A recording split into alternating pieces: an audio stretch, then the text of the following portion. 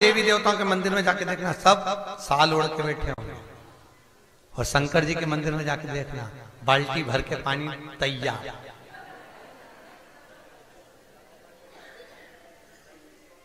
मैं बाल्टी धरी है, लोटा धरा है। ओम नमः शिवाय। पार्वती जी शंकर जी से कई बार बोलती है, भोलेनाथ। शंकर भगवान बोले, मैं क्या करूं? तो तुम मना क्यों नहीं करते? राम जी के मंदिर में तो कोई पानी नहीं चढ़ा, हनुमान जी के मंदिर में, किसी देवी देवता के मंदिर में कोई पानी चढ़ाता है क्या? तुम्हारे मंदिर में जो आए लोटा उंडेल के चले जाए।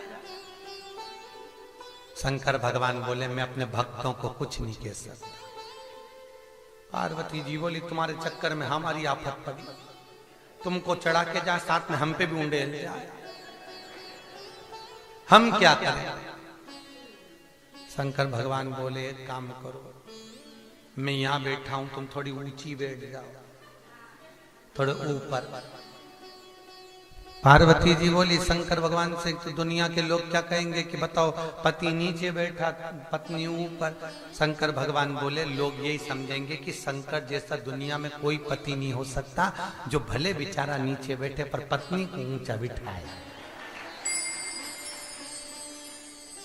इसीलिए दुनिया की माताएं जब भी व्रत करती है, कुंवारी कन्या जब भी पूजन करती है, उससे पूछो तो एक ही बात कहती है, शंकर जैसा पति चाहिए।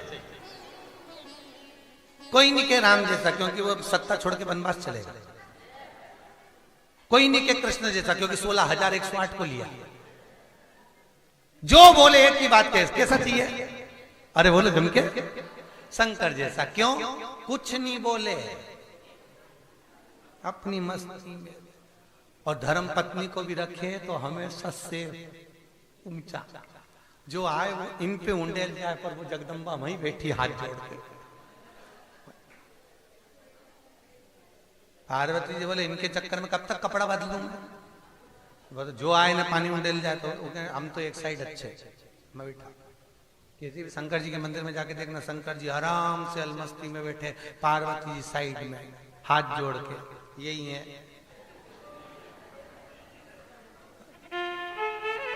मस्ती में चलाइए।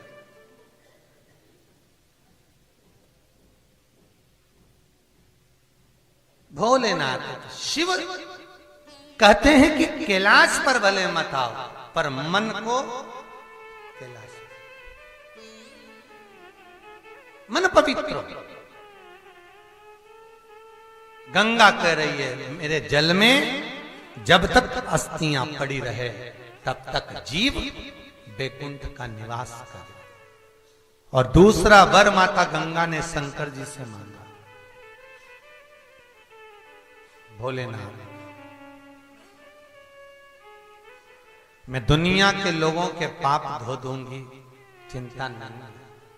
पर भोलेनाथ, दुनिया के पाप को अपने जल में धोने, धोना मतलब वेट उठाना, वजन। पाप को मैं किसके बल पर ढोऊंगी? इस पाप को मैं कैसे उठाऊंगी? शंकर भगवान बोले, गंगा, अनसुईया मैया के पास में तू जा,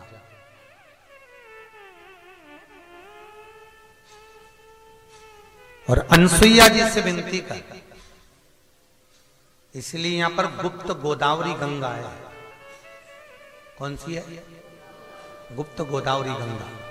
आप लोग अगर जाएंगे तो गोदावरी, गुप्त गोदावरी कभी जाएंगे तो देखेंगे, पानी में से जाकर अंदर जाके जाके जाके जाके गंगा जी एक गुप्त गोदावरी एक छोटी सी जल की धार में से गुफा के अंदर से निकल रही है। यहां के बाद फिर वो गुप्त हो जाता है, फिर सीधे राम के चरणारविंद को छूने के लिए नासिक में मिलेगी। यहां के बाद सीधे राम के चरण छूने के लिए वहां मिलेगी। गंगा कह रही है, विनती कर रही है, शंकर भगवान बोले तू जा और अनसुईया जी से विनती कर। अनसुईया जी का आश्रम ही है और आंत्री अनसुईया जी के आश्रम में पहुंची है गंगा। गंगा ने जाकर विनती करी, मां अनसुईया जी पति चरणों की सेवा में लीन थी। पति के चरणारविंद का अनुमोदन करती थी। कभी अनसुईया जी ने दिखावा नहीं करा। आजकल की कुछ लोग ऐसे होते हैं जो पतिव्रता धर्म का भी दिखावा करते हैं। वो दिखावा नहीं करते, उसका मन पवित्र है होता है। एक दो बहनें पास पास में बैठी थी, एक बहन वो मूसल से धान कूट रही थी। इतने में उसके पति ने आवाज लगा दी, अरे सुनती है, प्यास लगी है। उसका मूसल ऊपर की ऊपर छोड़ के वो पानी देने चली गई। हवा में मूसल टंगा। इसने पास में जो बैठी थी इसने हाथ लगा के देखा तो मूसल तो हवा। अब वो आई वापिस, उसने मूसल पकड़ा, फिर कूटना चालू कर दिया। तो वो पड़ोसन के लगा कि आखिर ये मैजिक हुआ कैसे, या आखिर जादू कैसे हो गया। उसने पूछा, जी ये हवा में कैसे टंग गया। उसने कहा कुछ नहीं, मैं अपने पति की सेवा करती हूं परमेश्वर मानकर, जैसा वो बोलता है वैसी करती। एक आवाज लगा दे मैं दौड़कर चली जाती, उसके लिए ही मैं जीती हूं, उसके चरणारविंद का अनुमोदन करती हूं।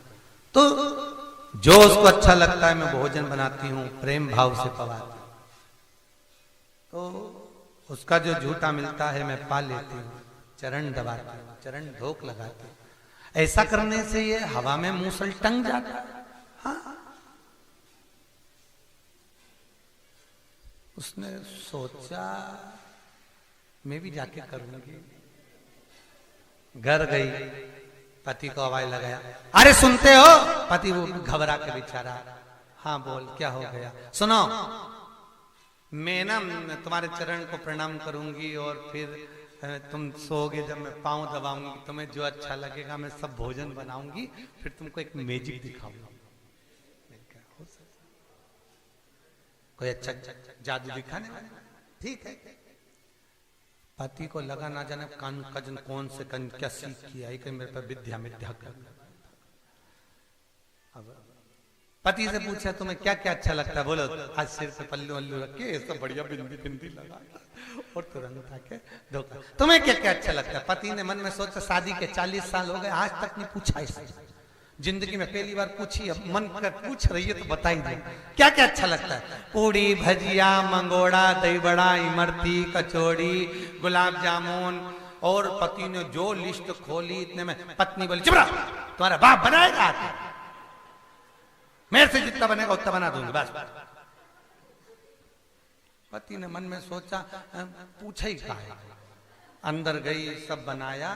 पति को जीम ने बिठाया, एक गुलाब जामुन, एक मंगोड़ा, एक पूड़ी, एक रसगुल्ला, एक जलेबी, एक इमरती। और पंखा झेल रही, जैसा जैसा पड़ोसन ने बताया था उनसे कि खा लो। और झेलती झेलती बोली, सुनो इसमें से थोड़ा बचा देना। अब पति माथा ठोक रहा, एक एक तो धरा। अगर भगवान को दिखाने जैसा करना था तो बनाइए ही खाए। पति जैसे गुलाब जामुन खाने लगा, मुंह की साइड पूरा मत खा जाना, सोच लेना। बेचारा मुंह पे लगा के मंगोड़ा ऐसा मुंह में टच करा, पूड़ी ऐसी टच करी, क्योंकि खा जाता तो ये इसको खा जाता, इसलिए खाया छोड़। अब जितना भी बचा कुचा था उसमें वो डाल के ये खाकू आ गई। और बापड़ा बेचारा सपना में गुलाब जामुन दिख रही, कमरे में जाके सोया। ये आ गई फिर पांव दबाने। अब कभी बाप जमाना में दबाया तो मचक्का मारे। अब जैसे पांव दबाए, दबाती दबाती बोली अब सो जाओ नहीं तो गला दबाऊंगा। वो बेचारा आंख बंद करा, फिर भी आंख खोल खोल के देखे कहीं सही में नहीं दबा, इसका क्या ठिकाना, दबा दो मुंह दे और आपत कर दे।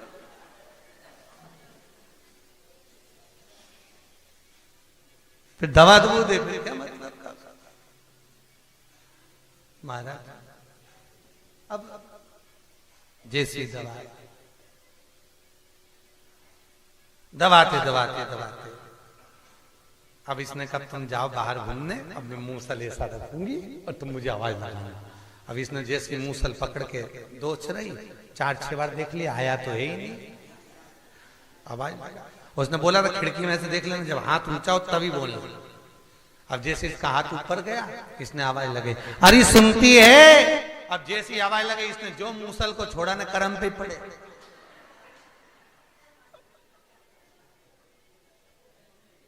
वो खून निकला। पति बोला पट्टी लगा दूं, पत्नी की आग लग जाती और पट्टी में नहीं करता। देखा देखी में काम बिगड़ गया।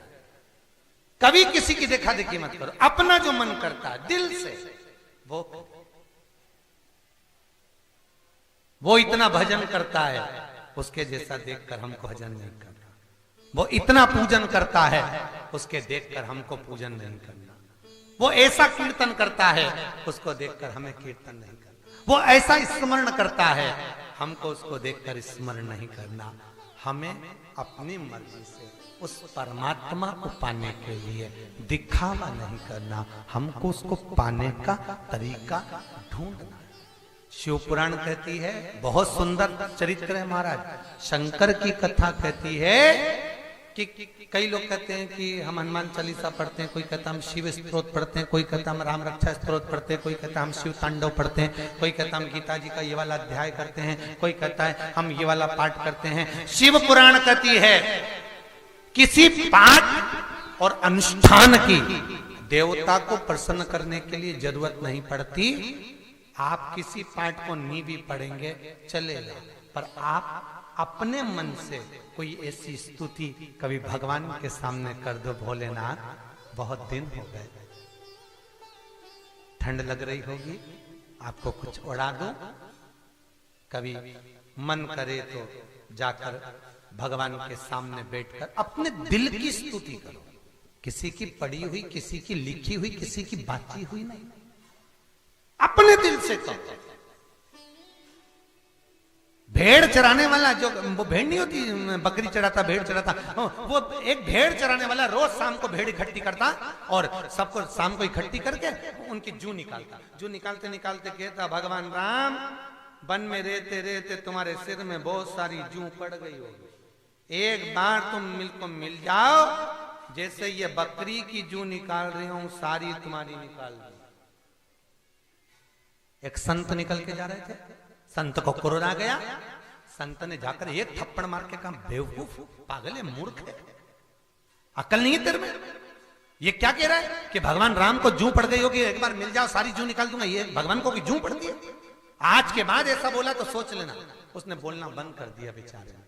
3 दिन तक उसने कुछ नहीं बोला। बकरियों को इकट्ठा करता और बकरियों को एकत्रित कर चुप बैठा रहता, कुछ नहीं, कुछ भी नहीं, एक शब्द ना बोले। एक दिन राम जी ने हनुमान जी को बुलाकर कहा, हनुमान जरा पता तो कर कि ये चुप क्यों हो गया, ये बकरी चराने वाला। हनुमान जी ने जाकर पूछा, भैया तू वो पहले कुछ बोलता था कि राम जी के माथे पे जू पड़ गई, आजकल नहीं बोलता। अरे वो एक संत बोल के गए, ऐसा नहीं बोलना चाहिए। हनुमान जी ने पूछा, बताइए संत गया किधर, मुझे बताइए। तो कि इधर ही गया। हनुमान जी गए, एक गदा लेके जो संत की पीठ पे दी तो संत तो चित्ता पड़ा। संत ने पूछा कौन? हनुमान जी बोले पीछे मुड़ के दो। अरे प्रभु आप कैसे आ गए? हनुमान जी बोले फालतू की बात मत कर, वो पहले बकरी वाले के पास जा और बकरी वाले से के जैसा वो बोलता था वैसे ही बोल। प्रभु वो तो ऐसा बोलता था कि राम जी तुम्हारे सिर में जू पड़ गई होगी, वन में रहते रहते मैं निकाल दूंगा, तुम एक बार मिल जा। राम जी, हनुमान जी बोले, जब जब वो बोलता था सीता राम जी के पास दौड़ के जाके कहती थी कितनी जोरदार बोलता है कि तुम्हारे सिर में जू पड़ गई होगी। और सीता जी राम जी का मुकुट हटा के उनके बाल में जू बिनने बैठ जाती थी। आपको मालूम है सीता और राम का प्रेम बढ़ता था इस स्तुति से, उनका प्रेम बढ़ जाता। सीता और राम जाकर कर से संत दौड़ के गए, बकरी वाले से बोले तेरी मर्जी पड़े उतनी जू निकाल। मन की स्तुति से भगवान प्रसन्न होता है। काय की स्तुति से? मन की। किसी की पड़ी हुई स्तुति से भगवान प्रसन्न नहीं। घंटों तक गीता जी लेकर बैठे हो, रामायण जी लेकर बैठे हो, भागवत जी लेकर बैठे हो। मैं तो रोज इतना पाठ करूं, इतनी पूजन करूं, फिर भगवान क्यों नहीं मिलता? भगवान कहते हैं मेरे मिलने का केवल एक तरीका है, तू एक बार मुझे दिल से पुकार। कर्मा, नामदेव, ध्रुव, प्रहलाद ने पुकारा था, मैं तुझे मिल जाऊंगा, कहीं नहीं जाऊंगा, दिल से पुकार। हमसे लोग कहते हैं महाराज तुम बड़ी अलमस्ती में कथा कहते हो, बड़े हंसी मजाक से आनंद से। अरे भैया कथा हम तुम्हें थोड़ी ना सुना रहे, वो तो हमारा आगे कल्लू बैठा है। ये बैठा टोपा मोपा लगा,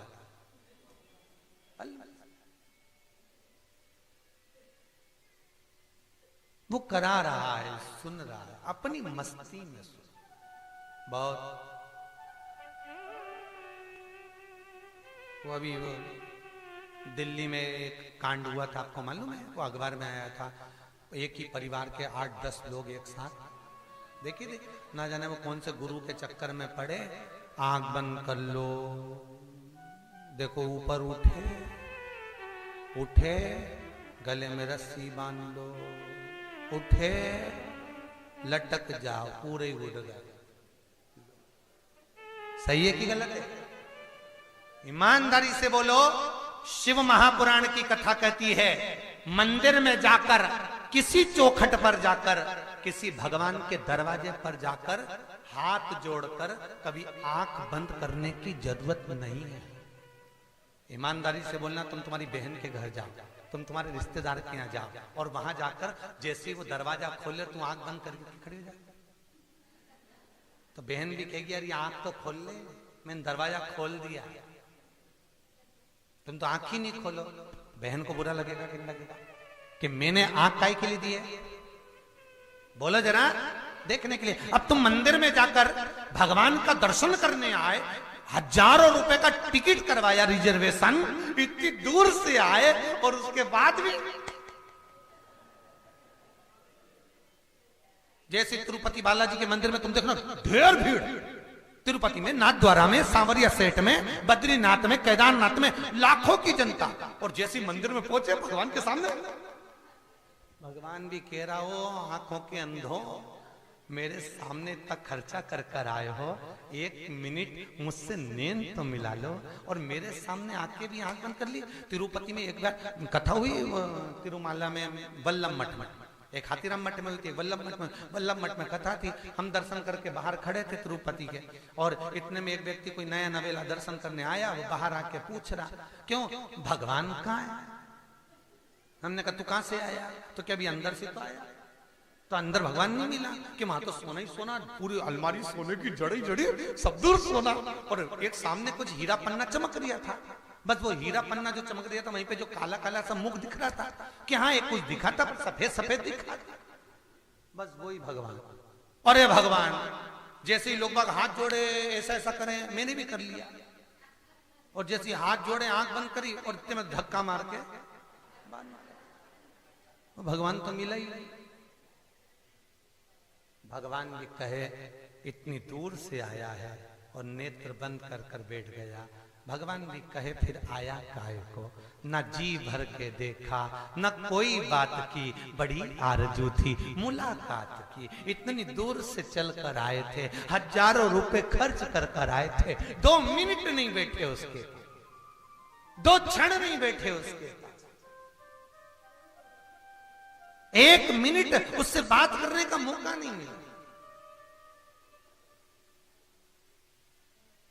14 वर्ष के वनवास में राम जी ने 2 वर्ष सबदूर निकाले, बाकी के 12 वर्ष यही निकाले। मेरे राम जी महाराज चित्रकूट की भूमि पर सबसे ज्यादा रहे। यही कांकानाथ पर्वत जिस पर राम जी बैठे थे। अभी कथा चल रही है अपनी शिव, उसमें चरित्र है। यही राम जी यहां रहते थे, लक्ष्मण जी उसके सामने वाली पहाड़ी पर से पहरा देते थे, भैया भाभी को देखते थे। कोई जीव 14 वर्ष में से सबसे ज्यादा समय मेरे राम ने यहां निकाला, बैठे। कोई पूछ रहे थे राम जी से, संत कहते थे प्रभु आप यहां से नहीं जाना चाहते? राम कहते हैं ये चित्रकूट की धरा मेरा दिल है, मेरा मस्तिष्क, मेरा मन है। राम खुद कहते हैं इस भूमि पर से मैं जिंदगी में कभी नहीं जाऊंगा। अयोध्या का राजा भी बन गया तो चित्रकूट ही मेरा निवास है। अयोध्या में राम राज्य भले स्थापित हो जाए, राम राजा भी बन जाए, तो भी राम कहते हैं कि मेरा दिल, मेरा मन और मेरा चित्त इस चित्रकूट में जीवन पर्यंत रहेगा। अब विचार करो, शरीर से राम भले, जैसे नाथद्वारा में भगवान भले मूर्ति के रूप में विराज रहे, पर सोने तो आज भी गोवर्धन जाते हैं। आज भी गोवर्धन पर्वत के ऊपर पलंग लगता है, सेज बिछती है, दूध रखाता है, बीड़ा रखाता है। सवेरे जब आज भी गोवर्धन पर्वत से लेकर नाथद्वारा तक की गुफा है, सवेरे जब पट खुलते हैं, बीड़ा दूध सब ढुला हुआ मिलता है। सेज जो बिछी होती है उस पर सल मिलते हैं। आज भी भगवान सोने आते हैं। उसी तरह चित्रकूट में कांतानाथ पर्वत की कंदराओं में आज भी मेरा राम सीता के साथ निवास करता है। हनुमान और लक्ष्मण कांतानाथ जी की परिक्रमा करते हैं। इसलिए कहते हैं कांतानाथ की परिक्रमा करने वाले को राम भक्ति, हनुमान का दर्शन और सीता का अखंड सौभाग्य प्राप्त हो जाता है, अखंडता मिलती है। वो आज भी जाना ही नहीं चाहते हैं।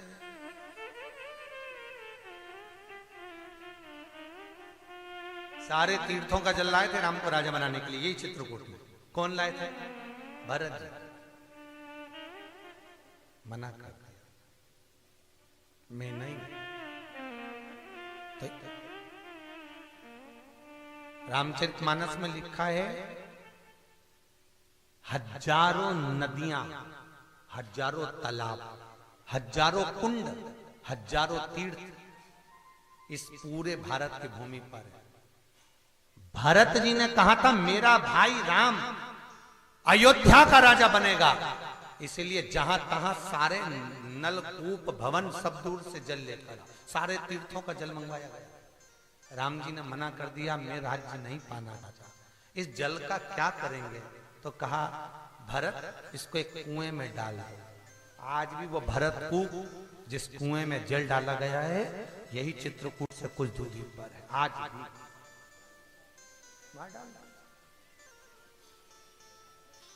आज भी वो भरत कूप है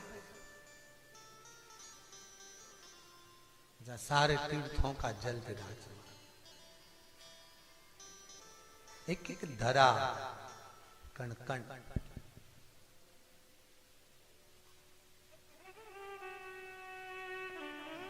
देखा देखी ना हो चित्त वृत्ति में, अपनी मर्जी से भगवान को कुछ कहो,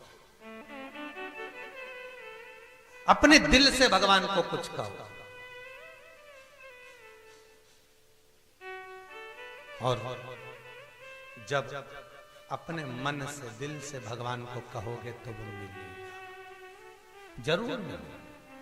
आज गंगा क्या चाहती है? मैं ये पाप का बोझा कैसे ढोऊंगी? इस पाप को कम करने के लिए मुझे किसी जो पति को परमेश्वर मानती हो, पति के चरणों का स्मरण करती हो, ऐसी नारी का सौभाग्य का थोड़ा सा अंश दिलवा दीजिए। शंकर भगवान बोले गंगा, अगर किसी सौभाग्यवती का तुझे सौभाग्य का अंश चाहिए तो तू अनसुईया के दरवाजे पर चले जा। गंगा गुप्त गोदावरी गंगा के रूप में चुपचाप से प्रकट होकर अनसुईया के दरवाजे पर, अनसुईया जी का मंदिर है यहाँ पर, जाकर दर्शन करिएगा। अनसुईया के दरवाजे पर पहुंची। आज भी माता अनसुईया का दर्शन करने के लिए अगर आप जाएंगे तो अनसुईया जी के मंदिर में प्रवेश करने से पहले जो मंदाकिनी का दर्शन करते हैं, घाट का दर्शन करते हैं, आपको ऐसा सुकून होगा कि वो सुकून, वो आनंद आपको जिंदगी में कहीं प्राप्त नहीं हुआ होगा जो चित्रकूट में प्राप्त होगा। क्योंकि गंगा माता चुपचाप मौन होकर, छुपकर, गुप्त गोदावरी के रूप में, गंगा गोदावरी के रूप में प्रकट होकर पहुंच। यही आंत्री बाबा का आश्रम, जहां आप दर्शन करने जाएंगे फ्री टाइम पर, वही आंत्री बाबा के आश्रम में गोदावरी गंगा कहती है, निवेदन करती है। गंगा मैया बोली। अनसुईया जी के पास में जाकर बैठकर निवेदन करा। अनसुईया जी ने पूछा, गंगा आज तेरा स्वरूप बदला हुआ है? गंगा कहती है, संत के दरवाजे पर जाने के लिए संत जैसा स्वभाव होना चाहिए। कैसा स्वभाव? संत जैसा। राम की चौखट पर लंका का राजा रावण राक्षस था, कपड़े काहे के पहन कर गया था? बोलो जम के, संत के। सीता का जब हरण करने गया, हरण करते समय संत का चोला पहनकर रावण गया। महाराज, एक राजा बीमार पड़ गया, डॉक्टर वेदों ने कह दिया जो हंस होते ना, हंस के पंख काटकर उसका मांस निकालो, और मांस निकालकर राजा के शरीर पे मलो, राजा ठीक हो जाए। तो राजा ने अपने दूतों से कहा, जाओ जाकर हंस को पकड़ो। अब हंस मिलेंगे कहां? तो क्या मानसरोवर पर, किसी सरोवर के घाट पर हंस मिलेंगे। दूत गए, जैसे ही हंस को पकड़ने लगे हंस भाग गए। हाथ में एक भी हंस नहीं आया, 2 महीने हो गए। सारे के सारे दूत राजा के पास में आकर बोले, हंस हाथ में नहीं आ रहा। राजा ने अपने गुरु जी को बुलाया, गुरुदेव हंस को कैसे पकड़ा जाए? जाल भी बिछाया, दाने भी डाले गए, पर हंस हाथ में नहीं आया। गुरु ने कहा, हंस को पकड़ना है तो संत का चोला पहनना पड़ेगा, क्योंकि हंस हमेशा संत की शरणागति में रहते हैं। द्वारपालों ने संत के चोले को पहनकर एक जगह तप करा। 3 दिन तक जब तप करा, हंस उनके आसपास आने लगे। हंस ने आपस में बात करी, अरे ये तो वही राजा के दूत हैं जो हमको पकड़ने के लिए आए हैं। दूसरा हंस बोला, भले पकड़ने के लिए आए हैं, पकड़ा जाओ, पर चोला संत का पहना है, इसलिए अपने को संत से दूर नहीं जाना है, मर जाएंगे अपन। एक हंस ने दूसरे हंस से कहा, भले मर जाएं, पर संत के चोले का मान रखना है अपने को। चलो। जैसे ही हंस गए, सारे संत के चोला पहने हुए उन दूतों ने हंसों को पकड़ लिया, राजा के यहाँ ले जाकर उनको काटने ही वाले थे। इतनी देर में हंस देव स्वयं भगवान विष्णु प्रकट हो गए। भगवान का एक अवतार है हंस अवतार। हंस देव भगवान विष्णु प्रकट हो गए, और भगवान विष्णु ने प्रकट होकर उन दूतों को मारा और कहा, अरे मूर्खों, इन पक्षियों ने संत के चोले का मान रखा, तो जो संत का चोला पहनते हैं उसको तो उस संत के चोले का बहुत मान रखना पड़ता। और आज के जमाने में तो चोला पहनकर भी लोग मान नहीं रख पाते। मदिरा का पान, व्यसन, झूठ, कपट, ना जाने क्या क्या कर्म आज के लोग उस चोले को पहनकर करते हैं, तो दुख उत्पन्न होता है, तकलीफ होती है। या तो पहनो ही मत। कौन ने कहा कि पहनो? और पहना है संत का चोला यदि धारण करा है तो उसकी मर्यादा होना चाहिए, उसका मान होना चाहिए। पक्षी जब मान करते हैं तो मनुष्य क्यों? गंगा कहती है मुझे सात्विकता चाहिए। कहा तो रूप बदल, तो गंगा रूप बदलकर गोदावरी के रूप में। तो गोदावरी का जो मूल है वो गंगा ही है, इसलिए इसको नासिक में गंगा कहते हैं। नासिक में क्या कहते हैं इसको? गंगा, गोदावरी गंगा। इसको केवल गोदावरी नहीं कहा जाता, गोदावरी गंगा क्या? ये गोदावरी गंगा है। अनसुईया मैया के दरवाजे पर गोदावरी जी पहुंची, गंगा जी पहुंची। और गंगा गोदावरी ने अनसुईया के दरवाजे पर जैसी पहुंची, अनसुईया जी को शब्द सुनाई पड़ा कि गंगा आई।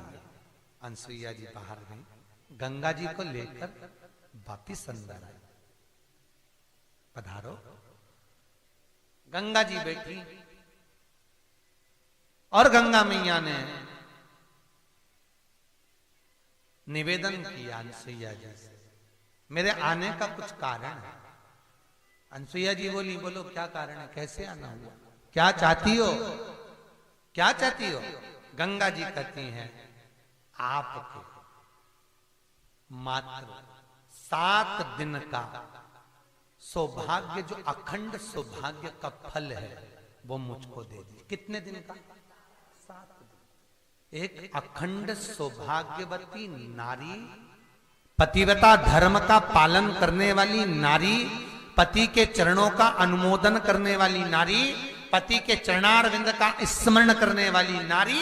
मेरा आपसे भी निवेदन है, इस कथा को अपने दिल तक लेकर जाइएगा। मेरा आपसे भी निवेदन है कि करवा चौथ का व्रत कर कर आप सोचती हो कि पति की उम्र बढ़ जाए, तो शिव महापुराण कहती है बहुत कठिन है। पति की उम्र तुम्हारे भूखे रहने से नहीं बढ़ती, पति की उम्र तुम्हारे मीठे बोलने से बढ़ती है। एक दिन भूखी रह लोगी, भले तुमने एक दिन भूखी रह ली, पर 3 दिन पहले से प्राण तो खा गई उसका। ये ला दो, वो ला दो, ये ला दो, वो ला दो। तो एक दिन भूखे रहने से तुम्हारा पति की उम्र नहीं बढ़ने वाली। पति की उम्र कब बढ़ती है? जब पत्नी प्रेम से बोलती है। पत्नी जब भी पति कहीं से आया गया और ऐसी धाड़ के बोलेगी, इतना तेज तराट में ऐसे ऐसे शब्द बोलती है, पति की उम्र, बेचारे का बीपी शुगर ऊंचा नीचा हो जाता उसी पल, उसी पल, उसी पल। तो ईमानदारी से बोलो, ये जो बीपी शुगर ऊंचा नीचा होता है तो इससे उम्र बढ़ती है कि घटती? बोलो तो रे, घटती है। और जब तुम प्रेम से बोलोगी ना, बहुत प्रेम से, तो पति भगवान से कहेगा, प्रभु मुझे 2-4 साल की और उम्र बढ़ा देना, इसके साथ रहूं तो मेरी जिंदगी अच्छी निकल। कहते हैं सफर अच्छा है, मना नहीं, बहुत अच्छा सफर हो, पर सफर से ज्यादा हम सफर अच्छा, सफर से ज्यादा हम सफर। तुम भी सफर करके आई हो और मालूम पड़े ट्रेन में दिन भर झगड़ा, जरा सा अटैची के पीछे सामान, तुम्हारे साथ में भी सफर में ऐसा।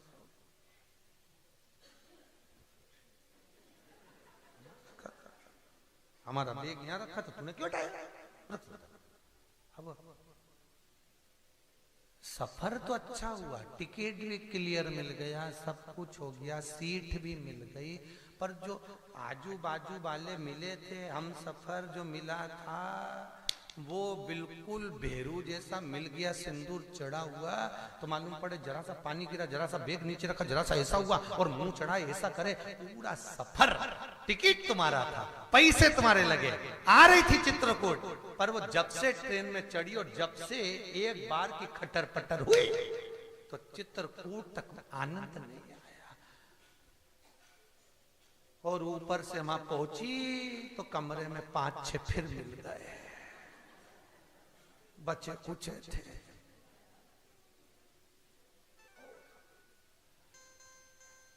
अब चिंता लगी, पलंग दो जनी का है 5, तेरा क्या होगा रे कालिया। अब देख, अब चित्तवृत्ति सफर अच्छा हो, मना नहीं है, पर हम सफर और अच्छा होना चाहिए। जिसके साथ तुम सफर करने जा रहे हो, जिसके साथ आप तीर्थ करने जा रहे हो, जिसके साथ आप भगवत भजन करने जा रहे हो, जिसके साथ आप आपकी जिंदगी निकालने जा रहे हो, वो आपके अनुकूल होना चाहिए। आपके मैंने हडिया जी से बोला, हडिया जी तुम्हारे ग्रुप में 65 लोग आए हुए हैं, 61 62 65 ऐसे कुछ है इनका, तो 65 लोग आए हुए हैं, पर सभी के चेहरे पर स्माइल है, सबका इतनी दूर गायत्री शक्तिपीठ इनको मिला है, यहाँ से सबसे दूर वाला भवन इन्हीं को प्राप्त हुआ, उसके बाद भी किसी के चेहरे पर शिकन नहीं है।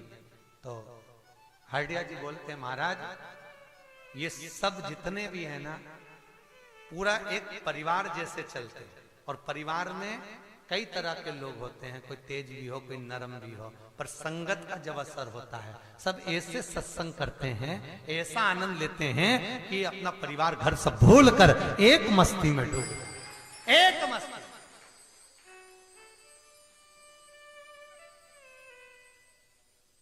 और ये प्रैक्टिकल है। तुम्हारे जो युवान माताएं आई हैं, जो बहुएं आई हैं, उनसे निवेदन है, एक कमरे में तुमको 5 लोगों को इसलिए छोड़ा क्योंकि तुम निभाओ, कि जब तुम ये 4 को नहीं निभा पा रही तो बहू को कैसे निभाओगे।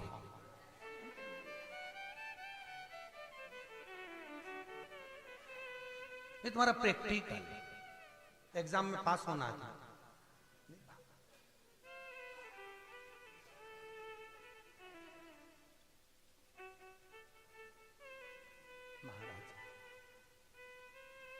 भगवत चित्त हो स्मरण।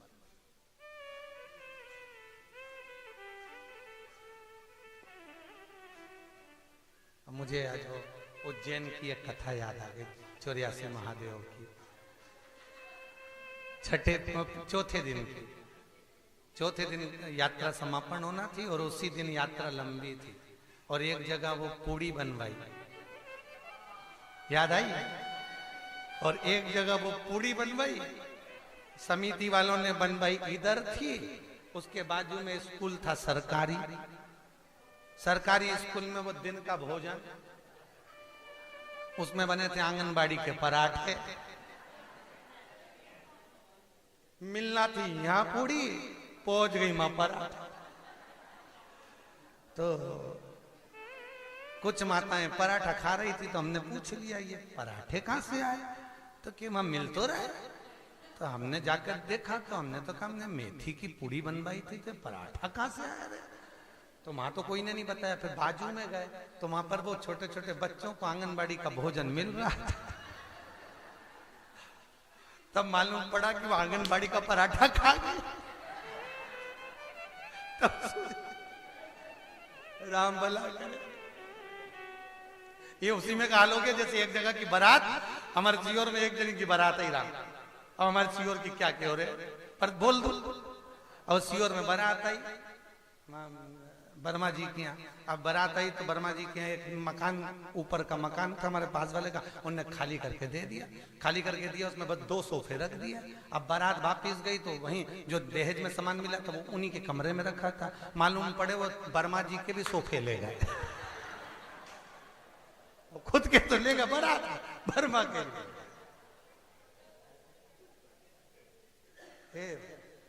वर्मा जी ने कसम खाली किया कभी नहीं। बोलो हर हर महादेव। भगवान शिव की कृपा, गंगा गुप्त गोदावरी के रूप में यहाँ प्रकट, और गोदावरी के रूप में प्रकट होकर गंगा अनसुईया जी के द्वार पर पहुंची। मां अनसुईया से कहती है मुझे 7 दिन का सात्वित्व चाहिए। कितने दिन का? एक अखंडता का व्रत धारण करने वाली, पति को परमेश्वर मानने वाली, पति के चरणों का अनुमोदन करने वाली, चरणारविंद का रसतत्व ग्रहण करने वाली, मुझे केवल 7 दिन का सातित्व दे। पूछा अनसुईया जी, तुम इस सातित्व का करोगी क्या? गंगा जी कहती हैं, अगर मुझे ये 7 दिन का सातित्व मिल गया तो ये पक्का है, मेरे जल में जितने भी पापी स्नान कर कर जाएंगे उसके पाप से मैं 7 दिन के सातित्व के फल से मुक्त होती चली जाऊंगी। गंगा का जल 2 चीजें देता तो बहुत सी है चीजें, पर गंगा का जल 2 चीजें देता है। क्या क्या?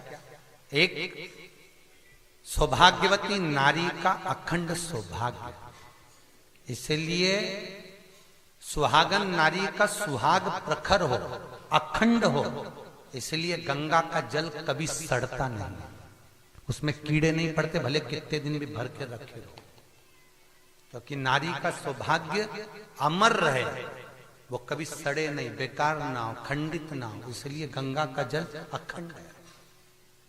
नारी का सौभाग्य प्रखर करता है गंगा का जल, गंगा का स्नान, गंगा का दर्शन, गंगा का पान। और दूसरा, गंगा का जल भक्ति प्रदान करता है। क्या देता है? भक्ति। गंगा के घाट पर आप कभी भी पहुंचोगे तो आपको ऐसा लगेगा, आप गुप्त गोदावरी जाओ ना, अगर गए होगे तो हो आए होगे, नहीं होके आए होगे तो जब जाओ गुप्त गोदावरी का दर्शन करने के लिए, तो गोदावरी का जब दर्शन करने के लिए आप गुफा में प्रवेश करेंगे, जल आपके शरीर पर जब लगेगा, आप अंदर जाते जाएंगे, मन का आनंद प्रफुल्लित होता चले जाएगा। क्यों? क्योंकि गंगा का जल हमारे शरीर पर जब लगता है तो भक्ति का प्रतिबिंब प्रखर करता चले जाएगा, भक्ति की प्रखरता प्रदान करता। इसलिए लोग भाव में कहते हैं, गंगा मैया में जब तक पानी,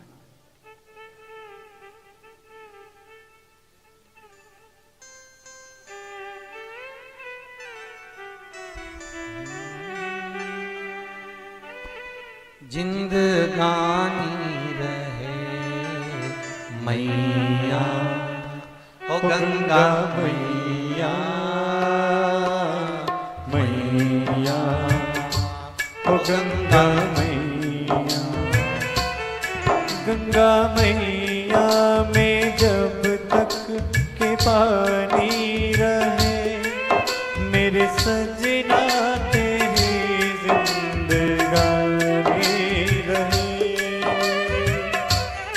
जिंदगानी रहे मैया, ओ गंगा मैया, मैया, ओ गंगा मैया, ओ मैया, गंगा मैया, मैया, ओ गंगा मैया।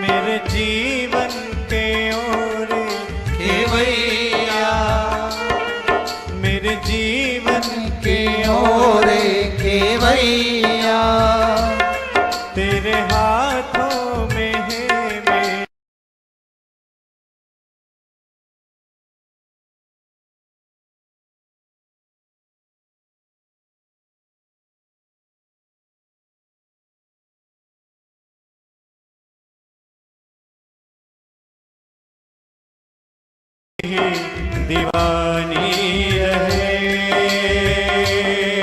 ओ जिंदगानी रहे मैया, ओ गंगा मैया,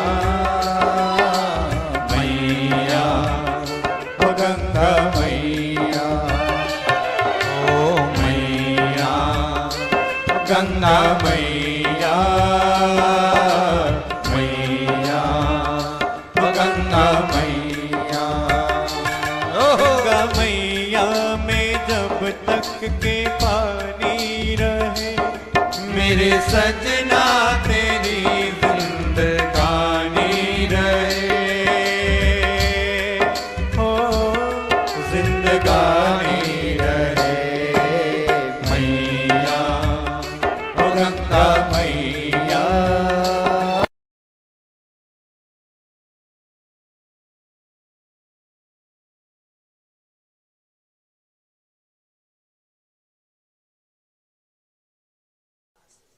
बस बहुत 7 दिन बहुत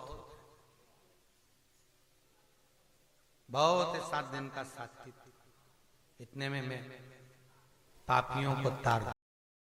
कथा सुनने के बाद मेरे चैनल को लाइक और सब्सक्राइब करना ना भूलें। हर हर महादेव।